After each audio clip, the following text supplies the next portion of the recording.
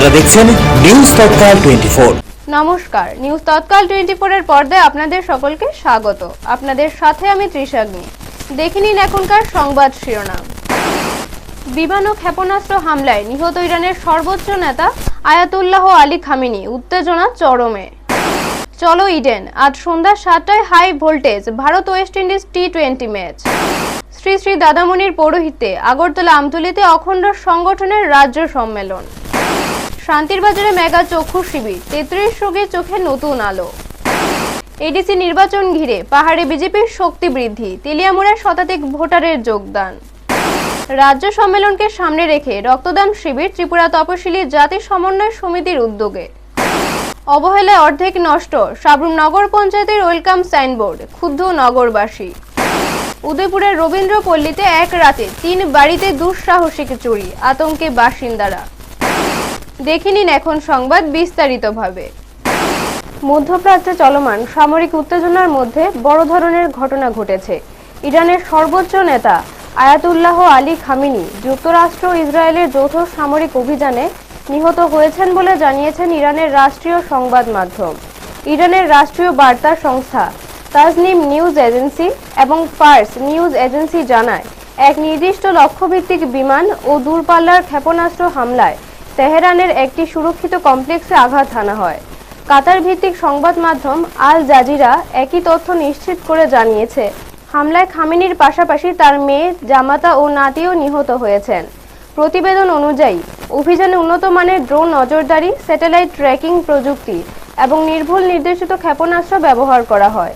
এটি ছিল পূর্ব পরিকল্পিত সামরিক অভিযান। মার্কিন প্রেসিডেন্ট ডোনাল্ড ট্রাম্প তার ট্রুথ সোশ্যাল প্ল্যাটফর্মে প্রথম এই তথ্য প্রকাশ করেন।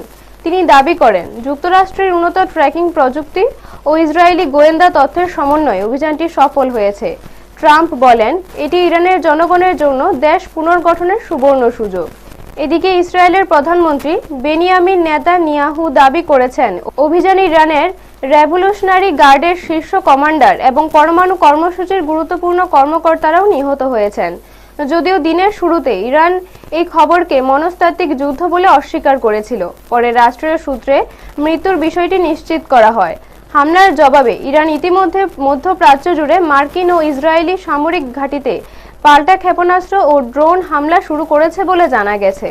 বর্তমানে যুক্তরাষ্ট্র, ইসরায়েল ও ইরানের সংঘাত আঞ্চলিক যুদ্ধে রূপ নিতে পারে বলে আন্তর্জাতিক মহলে আশঙ্কা তৈরি হয়েছে। ব্যুরো রিপোর্ট, নিউজ তৎকাল 24। কলকাতার বাতাসে আজ একটাই সুর, চলো ইডেন। শহরের অলিগলি, চায়ের আড্ডা থেকে অফিস পাড়া, সবখানে একটাই আলোচনা। আজ সন্ধ্যা 7টায় ঐতিহাসিক ইডেন গার্ডেন্সে মুখোমুখি হচ্ছে ভারত এবং ওয়েস্ট ইন্ডিজ ক্রিকেট দল। টি20 ম্যাচ ঘিরে উন্মাদনা এখন তুঙ্গে। গতকাল রাজ্য জুড়ে পশ্চিমবঙ্গের ভোটার তালিকা প্রকাশ নিয়েও আলোচনা ছিল, কিন্তু তার পাশাপাশি সমান তালে চলেছে ইডেনের ম্যাচ নিয়ে উত্তেজনা। আজকের লড়াইয়ে ভারতকে জিততেই হবে, এমন প্রত্যাশাই করছেন ক্রিকেট প্রেমীরা। সমর্থকদের আশা যেন আকাশ ছুঁয়েছে। একটি টিকিটের জন্য সর্বত্র হাহাকার, চড়া দামেও টিকিট মিলছে না।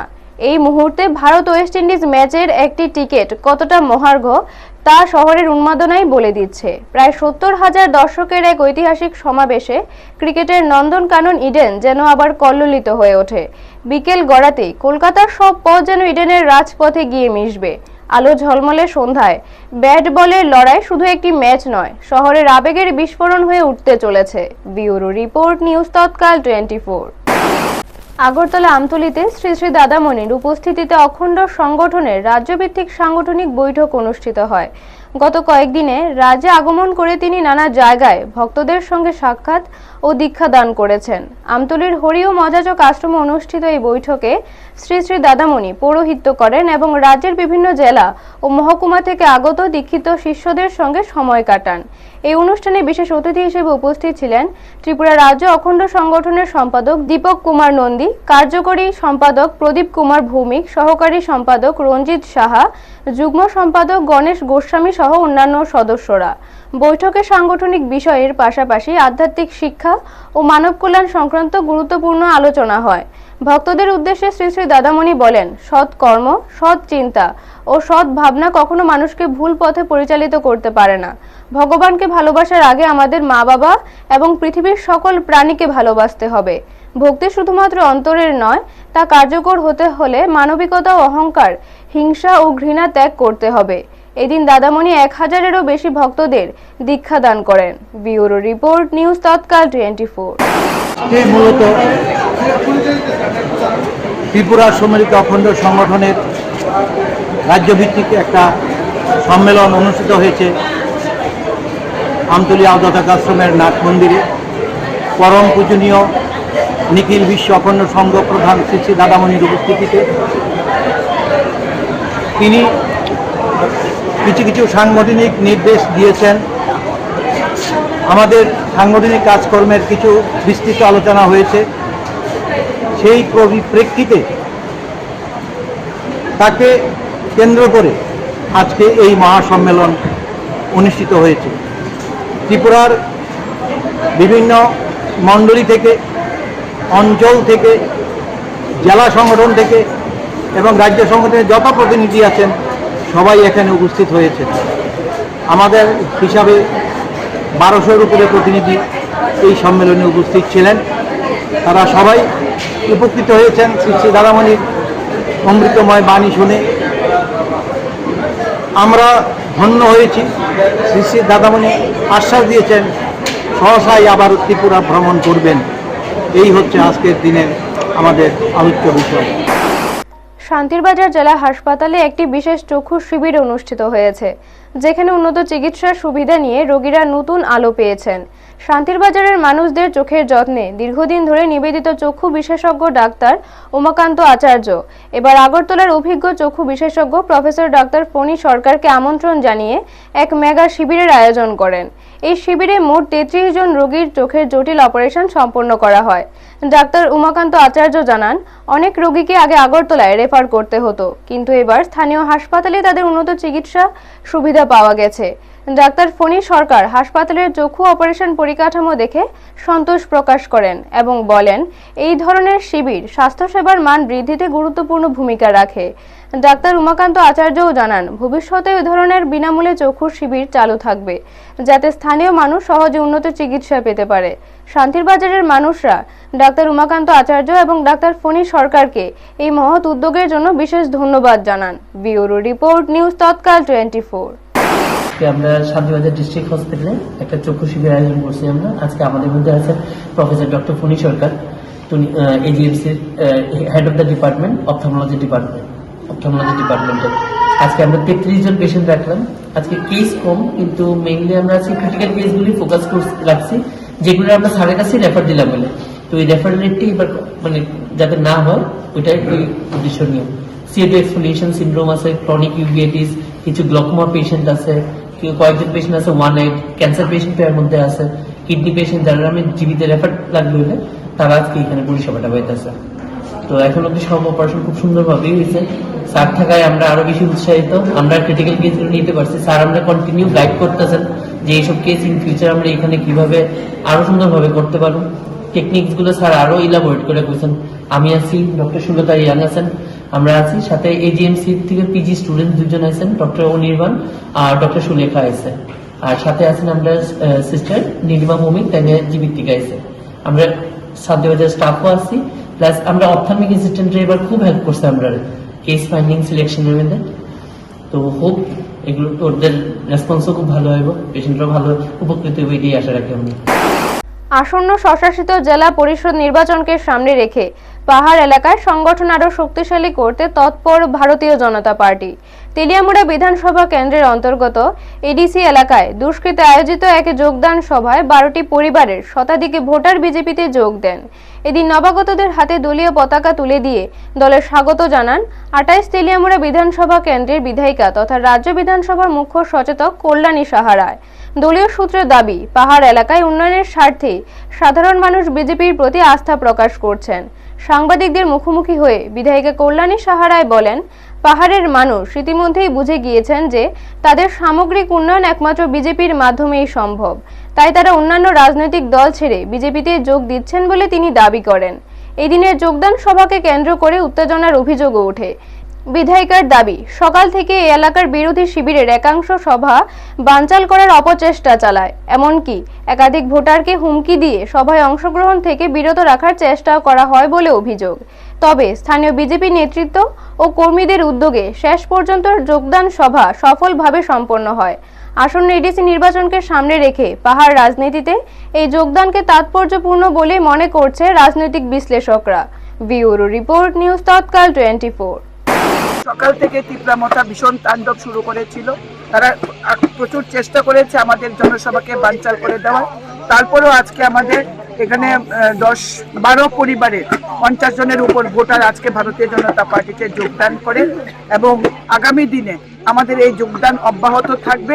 সাধারণ মানুষের ভুল ভাঙছে, জনজাতি ভাই বোন যারা তীব্রামতা এবং কমিউনিস্ট পার্টির সঙ্গে যারা যুক্ত ছিল, কংগ্রেস পার্টির সঙ্গে যুক্ত ছিল, তারা আজকে বুঝতে পারছে যে ভারতীয় জনতা পার্টি ছাড়া, মোদি মানিক শাহ সরকার ছাড়া তাদের ডেভেলপমেন্ট কখনোই সম্ভব নয়। তারা ভুল বুঝতে পেরে তারা আজকে ভারতীয় জনতা পার্টিতে যোগদান করবে বলে আমাদের এই দুস্কি এলাকার আমাদের বুথ প্রেসিডেন্ট এবং আমাদের শক্তি কেন্দ্র প্রমুখদের সাথে যোগাযোগ করে এবং আজকে দিন তারিখ হয় এবং তারা আজকে আমাদের সাথে যোগদান করে। অনেক মানুষকে তারা আটকে নিয়েছে ভয়ভীতি। ত্রিপুরা তফসিলি জাতি সমন্বয় সমিতির 10ম রাজ্য সম্মেলনকে সামনে রেখে এক রক্তদান শিবিরের আয়োজন করা হয়। সংগঠনের উদ্যোগে আগরতলার ডক্টর বি.আর. আম্বেদকর ভবনে এই শিবির অনুষ্ঠিত হয়। শিবিরে সংগঠনের কর্মী সমর্থক সহ সাধারণ মানুষ স্বতঃস্ফূর্তভাবে রক্তদান করেন। আয়োজকদের পক্ষ থেকে জানানো হয়, রাজ্য সম্মেলন উপলক্ষে সামাজিক দায়িত্ববোধ থেকেই এই কর্মসূচি নেওয়া হয়েছে। এই কর্মসূচিতে উপস্থিত ছিলেন সংগঠনের সাধারণ সম্পাদক ও প্রাক্তন বিধায়ক সুধন দাস। তিনি রক্তদাতাদের উৎসাহিত করেন এবং বলেন, ভবিষ্যতে ওই ধরনের মানবিক উদ্যোগ চালিয়ে যাওয়া হবে। ব্যুরো রিপোর্ট, নিউজ তৎকাল 24। ত্রিপুরা তপশিলি জাতি সমন্বয় সমিতি 10ম রাজ্য সম্মেলন উপলক্ষে আমাদের রাজ্য দপ্তর আম্বেদকর ভবনে রক্তদান শিবির, এই রক্তদান শিবির আয়োজন করেছেন আমাদের সংগঠনের পশ্চিম জেলা কমিটি। আজকে আমরা এই রক্তদান শিবিরে মিলিত হয়েছি। আমি তার মধ্যে দিয়ে এই আবেদন করব, আগামী দিনেও এই রক্তদানে যেন সবাই এগিয়ে আসে। রক্ত এমন এক প্রয়োজনীয় বিষয়, আমাদের রক্তের বিকল্প এখনো আবিষ্কার হয়নি। চিকিৎসা বিজ্ঞানের অনেক উন্নতি ঘটেছে, কিন্তু রক্তের বিকল্প এখনো তৈরি হয়নি। তাই রক্তের প্রয়োজনে যদি কার মৃত্যুমুখে পতিত হয়, তাকে রক্ত দিয়েই রক্ষা করতে হয় এবং সেই রক্ত একজন মানুষ হিসাবে এগিয়ে এসে দিতে হয়। এই কাজটাই আমরা করছি এবং রক্তদানের মধ্যে দিয়ে আরেকটা বড় বিষয় যেটা হচ্ছে, এই রক্তদানের মধ্যে ধর্মের বিরোধ নাই, বর্ণের বিরোধ। নিম্ন বর্ণের রক্ত যেমন উচ্চ বর্ণেকে দেওয়া যায়, তেমনি হিন্দুর রক্ত মুসলিমকে দেওয়া যায়, মুসলিমের রক্ত খ্রিস্টানকে দেওয়া যায়।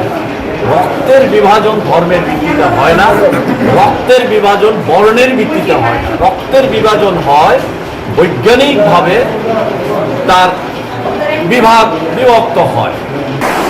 দক্ষিণ ত্রিপুরার সাবরুম শহরের প্রাণকেন্দ্র নেতাজি চৌমুহনীতে দাঁড়িয়ে থাকা নগর পঞ্চায়েতের ওয়েলকাম সাইনবোর্ডটি আজ যেন নিজেই অবহেলার নীরব সাক্ষী। যে বোর্ড পথচারী ও আগত দর্শনার্থীদের স্বাগত জানানোর কথা, সেটির একাংশ দীর্ঘদিন ধরে অর্ধেক নষ্ট অবস্থায় পড়ে রয়েছে। বিশেষ করে সাইনবোর্ডের লাইট সম্পূর্ণ বিকল হয়ে যাওয়ায় রাতের বেলায় তার স্পষ্টভাবে চোখে পড়ে না। স্থানীয় বাসিন্দাদের অভিযোগ, শহরের প্রবেশ মুখে এমন একটি গুরুত্বপূর্ণ সাইনবোর্ডের এই করুণ অবস্থা নগরের সৌন্দর্য ও ভাবমূর্তিকে ক্ষুণ্ণ করছে। দীর্ঘ সময় পেরিয়ে গেলেও নগর পঞ্চায়েতের পক্ষ থেকে কোনো দৃশ্যমান মেরামতের উদ্যোগ নেওয়া হয়নি বলেও দাবি তাদের। এলাকাবাসীর বক্তব্য, ওয়েলকাম বোর্ড যদি বসানো হয় তবে সেটির সঠিক রক্ষণাবেক্ষণ করা উচিত। অর্ধেক নষ্ট অবস্থায় ফেলে রাখার চেয়ে সেটি সরিয়ে নেওয়াই ভালো। এই বিষয়ে এখনো পর্যন্ত নগর পঞ্চায়েতের তরফে কোনো আনুষ্ঠানিক প্রতিক্রিয়া মেলেনি। তবে দ্রুত সমস্যার সমাধান ও বোর্ডটির সংস্কারের দাবি তুলেছেন স্থানীয় বাসিন্দারা। ব্যুরো রিপোর্ট, নিউজ তৎকাল 24।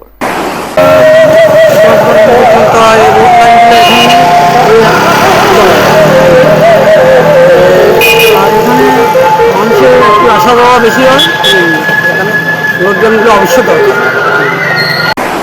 শনিবার গভীর রাতে নিস্তব্ধতা ভেঙে উদয়পুর মহকুমার রবীন্দ্র পল্লীতে নেমে আসে আতঙ্কের ছায়া। একই রাতে পরপর 3টি বাড়িতে দুঃসাহসিক চুরির ঘটনায় গোটা এলাকা জুড়ে চাঞ্চল্য সৃষ্টি হয়েছে।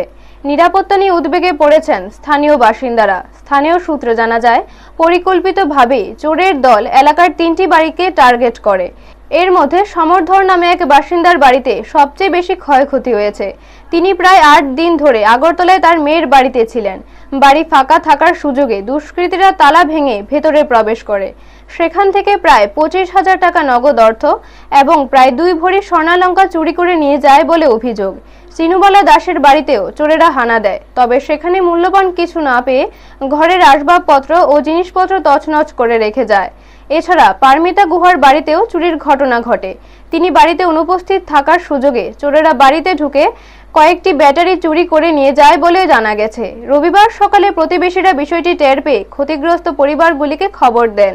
পরে খবর দেওয়া হয় রাধাকিশোর থানায়। পুলিশ ঘটনাস্থলে পৌঁছে প্রাথমিক তদন্ত শুরু করেছে। এলাকার কোনো চোর চক্র সক্রিয় রয়েছে কিনা তা খতিয়ে দেখা হচ্ছে। একই রাতে পরপর 3টি বাড়িতে চুরির ঘটনায় স্থানীয়দের মধ্যে ক্ষোভ ও আতঙ্ক ছড়িয়েছে। তারা নিয়মিত পুলিশ টহল ও রাতের নিরাপত্তা ব্যবস্থা জোরদারের দাবি জানিয়েছেন। পুলিশ জানিয়েছে, লিখিত অভিযোগের ভিত্তিতে মামলা রুজু করে তদন্ত শুরু হয়েছে এবং দুষ্কৃতীদের দ্রুত চিহ্নিত করে গ্রেপ্তারের চেষ্টা চলছে। ব্যুরো রিপোর্ট, নিউজ তৎকাল 24। এই তো গতকালকে রাত্রে চুরি হয়েছে, সকালবেলা পাড়ার মানুষ থেকে খবর পাইছি। খবর পেয়ে আইলাম, আয়া দেখি তো ঘরের তালা টালা ভাঙ্গা, 3 ঠাকুরঘর সহ 3 ঘরের তালা ভাঙছে। ভাঙ্গার পরে আমার এখানে কিছু পঞ্চায়েতের কাজের কিছু ব্যাটারি আসলো, ছোটো ছোটো ব্যাটারি, অ্যাপ্রক্সিমেট 3,500 থেকে 4,000 টাকার মধ্যে দাম বেরি। এখানেও 5টা-6টা ব্যাটারি আসলো, 5টা-6টা ব্যাটারি লয়ে গেছে। আর এমন সিলিন্ডার টিলিন্ডার তো সব রয়েছে, এমন আমার কিছু নিছে না। আপনার নাম? আমার নাম ভাস্কর দাস। কোথায় আছেন আপনার? আমি তো আগরতলা আসতাম। আচ্ছা, আগরতলা আসতাম। কতদিন ধরে থাকেন আগরতলাতে? না, আগরতলা তো আমি তো আসা যাওয়ার মধ্যে থাকি, কারণ এটা অ্যাকচুয়ালি আমার শ্বশুর বাড়ি, কেউ নাই। তো আমি, আমার মিসেস আর আমার চাকরি কর্মসূত্রে আমিও এখানে, আমার পোস্টিং এখানে, ম্যাক্সিমাম এখানে থাকি। আমার বর্তমানে আমার মেয়ের মাধ্যমিক পরীক্ষা চলতেছে। খবর আছে এলাকাবাসী থেকে। কোনো আলমারি, এগুলোর মধ্যে টাকা পয়সা ছিল, স্বর্ণ অলঙ্কারের ব্যাগ ট্যাগ সব খালি। ঠাকুর ঘরে কিছু টাকা থাকে তাদের, ঠাকুর ঘরের যে জায়গাতে টাকা থাকে এই ঘরও ভাঙা এবং ভিতরে টাকা পয়সা কিছু নেই। এবং পুরোটা ঘর, 2টো রুম সম্পূর্ণ উলট পালট করে তারা সমস্ত কিছু অনেকটা সময় নিয়ে চুরিটা করেছে। সম্ভবত রাত 12টা-1টার দিকে হতে পারে, গভীর রাত্রে। কেউ নেই বাড়িতে, তারা থাকে না? কারণ আমরা, তারা বাড়িতে থাকে, কিন্তু তারা আজকে 7 টাকা নিগবে বেড়াতে গেছে। বাড়ির মালিকের নাম কি? সমর্থন। কি কি নিছে? এখন তো পারমিতা গুহ, স্বামীর নাম হয়েছে ভাস্কর দাস। 2টা বাড়ি, আর একটা বয়স্ক মহিলার বাড়িতে কিছুই নেয়নি, কিন্তু তাদের বাড়ি থেকে, পারমিতাদের বাড়ি থেকে তারা আইসে আগরতলা আসলো, শূন্য খবর পেয়ে আইসে, আইয়া দেখেছি এটা 12 ভোল্টের ছোটো ছোটো ব্যাটারি, 3-4টা ব্যাটারি নিচ্ছে, আর কিছু নিচ্ছে না। আর ঘরের বাড়ির লোক তো নাই, তারা এখন আগরতলা আছে। তো আমি গিয়ে দেখছি ওই কী চোররা যে ঢুকছে, কী করছে। একটা স্ন্যাপ মেশিন, স্ন্যাপ নেওয়ার পরে তাদের ভাতিজারা আসলো। কেমন চুরি হয়েছে? এটা তো মানে মালিক না আসলে তো বলা যাবে না, কী নিয়েছে বা কী নেয়নি, এটা ওরাও বলতে পারে না। ওদের যে ভাতিজা আছে না সমুদ্রে, মোট কয়টি বাড়িতে ছিল? 2টি বাড়িতে, 2টি বাড়িতে ধারের বাড়ি চুরি হয়েছে। এবং সমুদ্রের ভাতিজা 2জন আছে।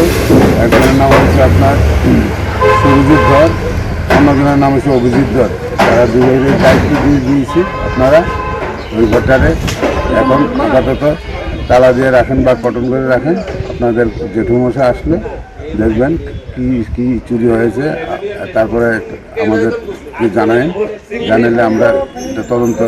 কত নম্বর ওয়ার্ড এবং কোন এলাকা এটা? রবীন্দ্রপল্লী ওয়ার্ড নাম্বারটা তো 7 নম্বর ওয়ার্ড। এখনকার মতো সংবাদ এই পর্যন্ত। পরবর্তী সংবাদের জন্য চোখ রাখুন নিউজ তৎকাল 24 এর পর্দায়।